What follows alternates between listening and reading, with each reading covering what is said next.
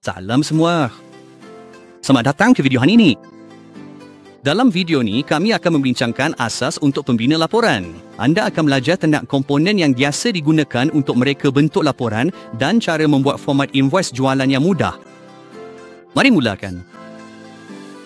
Topik 1. Memahami bar alat objek laporan. Pembina laporan ialah alat dalam akaun SQL yang membantu anda mereka bentuk dan mencetak laporan. Dengan antara muka seret dan lepas, anda boleh menyesuaikan laporan dengan mudah agar sepadan dengan keperluan syarikat anda. Untuk pengguna kali pertama, anda perlu mengaktifkan semua komponen dengan klik kanan di kawasan kelabu atas dan memilih semua komponen yang tersedia.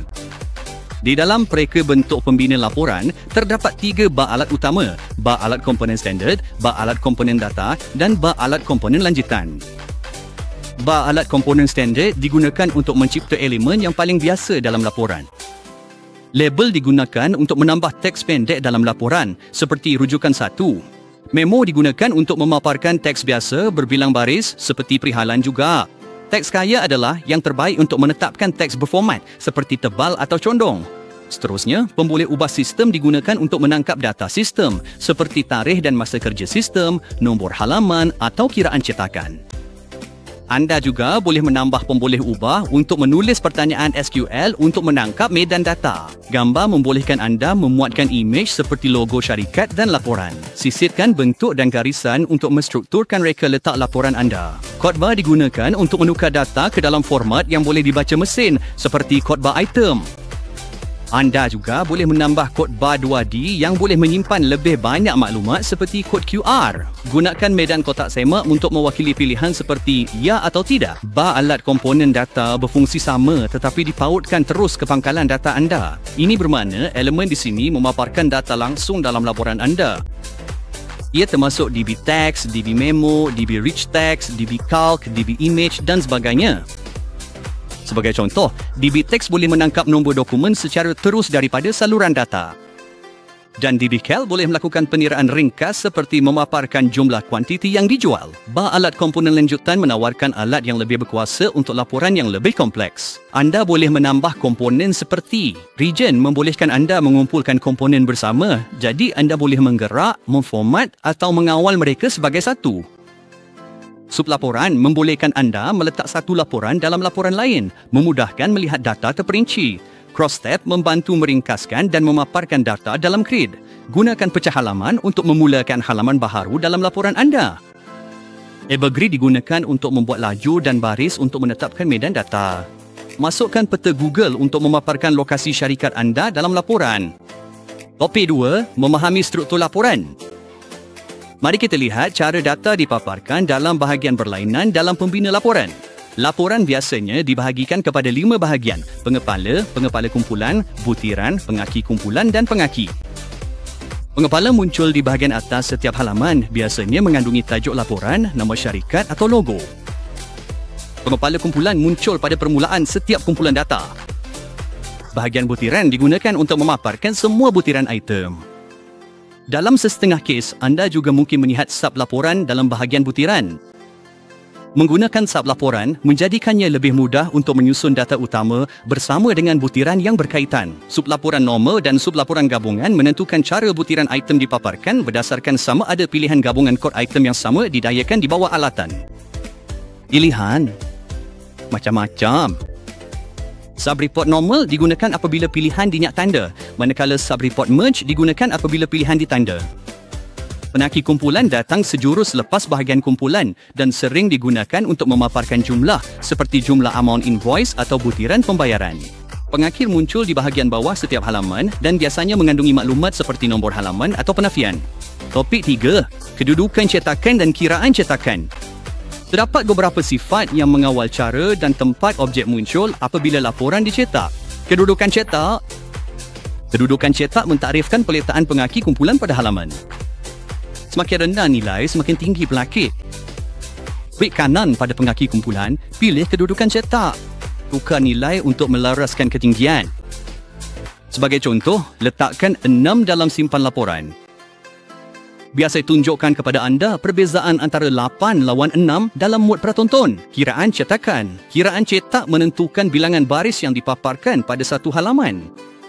Pergi ke sublaporan, klik kanan pada butiran dan masukkan bilangan baris yang anda mahu dipaparkan pada setiap halaman. Contohnya, jika anda menetapkan kiraan cetakan kepada 10, 10 item pertama akan ditunjukkan pada halaman pertama, manakala 10 item seterusnya akan diteruskan pada halaman kedua. Topik 4, mencipta laporan invoice.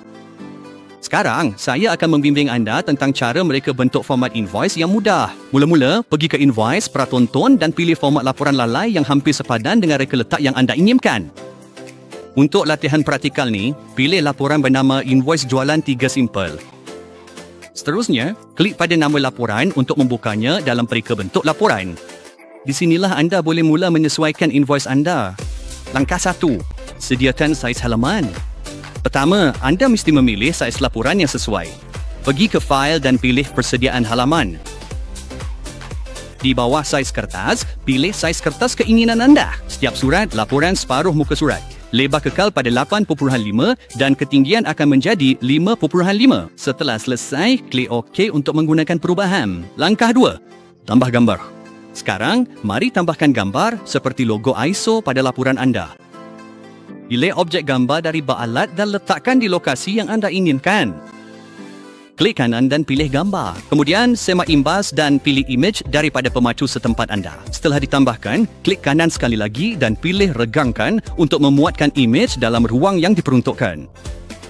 Akhir sekali, laraskan saiz mengikut keperluan supaya ia muat dengan kemas dalam laporan. Langkah 3. Tambah alamat email pelanggan. Seterusnya, mari tambah alamat email pelanggan dalam laporan. Pilih objek label dari bak alat dan letakkan di tempat yang dikehendaki. Type email sebagai text label. Selepas itu, masukkan objek DB text di sebelah label. Untuk mengambil email pelanggan, tetapkan saluran data kepada dokumen mengariskan, cawangan syarikat dan pilih medan email. Dengan cara ni, TextDB akan menangkap dan memaparkan alamat email pelanggan secara automatik daripada profil mereka. Langkah 4. Tambah nota. Mari tambah nota dalam laporan anda. Oleh kerana nota adalah teks yang diformat, gunakan objek teks kaya DB. Klik pada objek teks kaya DB dan letakkannya dalam laporan. Tetapkan saluran paip data kepada utama dan pilih medan nota. Kini, anda boleh memaparkan nota tambahan invoice ke dalam laporan. Langkah 5. Tambah jumlah kuantiti. Mari tambahkan jumlah kuantiti di dalam laporan. Pilih objek berubah-ubah dan letakkannya di lokasi yang anda inginkan. Klik kanan dan pilih pengiraan. Pergi ke tab bahasa, pilih utility dan tambah fungsi dapatkan nilai agregat ke dalam kawasan pengiraan. Fungsi ini memerlukan beberapa parameter. Argotab mewakili jenis pengiraan. Gunakan AGSUM kerana kita mahu jumlahkan kuantiti. Saluran paip perincian mewakili saluran paip daftar. Anda boleh cari medan kuantiti di bawah saluran paip perincian dokumen. Klik pada data dan rujuk ni. Masukkan butiran dokumen. Seterusnya, medan akhir merujuk kepada kunci utama atau medan pengecam unik dalam pangkalan data laporan. Dalam kes ni, gunakan Rocky. Medan agregat mewakili medan yang digunakan untuk mengira, iaitu kuantiti. Setelah selesai, klik kanan dan pilih Compile untuk menyemak ralat. Topik 5. Bak alat penjajaran menyediakan alat pantas untuk menjajarkan, meruang dan menyusun saiz objek secara konsisten dalam laporan anda. Mari lalui setiap pilihan. Jajar kiri mengalihkan semua objek ke tepi kiri objek pertama, manakala jajarkan tengah membariskannya mengikut pusat mendata dan jajar kanan menggerakkannya ke tepi kanan. Jajarkan atas meletakkan objek di tepi atas objek pertama. Jajarkan pusat membariskannya mengikut pusat menegaknya. Dan align bottom meletakkannya di tepi bawah. Untuk menjarakkan sesuatu, space merebak objek secara mendata dari kiri ke kanan dan space merebaknya secara menegah dari atas ke bawah. Akhir sekali, anda boleh meletakkan objek di tengah-tengah bahagian dengan menggunakan pusat mendata dalam jalur untuk penjajaran kiri ke kanan atau pusat menegak dalam jalur untuk penjajaran atas ke bawah. Shrink atau grow width melaraskan lebar objek yang dipilih agar sepadan dengan objek pertama yang dipilih. Kecilkan atau tumbuh ketinggian melaraskan ketinggian objek yang dipilih agar sepadan dengan objek pertama yang dipilih. Langkah 6. Pusatkan objek secara mendata dalam jalur. Sekarang, mari kita selaraskan objek ke tengah. Klik pada objek yang anda mahu pusatkan. Pilih pusat secara mendata dalam jalur dari bar alat. Tajuk invoice akan berpindah ke tengah band secara automatik. Langkah 7. Pilih berbilang objek. Anda boleh menjajarkan berbilang objek pada masa yang sama menggunakan objek pertama yang dipilih sebagai rujukan. Pertama, klik pada objek pertama. Kemudian, tahan kekunci Shift dan pilih objek lain. Akhir sekali, pilih mana-mana pilihan penjajaran daripada bar alat untuk menjajarkannya mengikut kehendak anda. Langkah 8. Simpan dan pratontun laporan. Setelah selesai, mari simpan dan pratontun laporan kami. Klik pada File Save As, masukkan sebarang nama laporan dan simpan sekarang. Klik pratontun untuk melihat hasil akhir. Itu sahaja untuk video hari ini. Terima kasih kerana menonton. Langgan YouTube kami untuk video terkini. Ikuti Facebook kami untuk kemas kini terkini. Pergi ke tapak web kami untuk laporan dan panduan. Ia begitu mudah.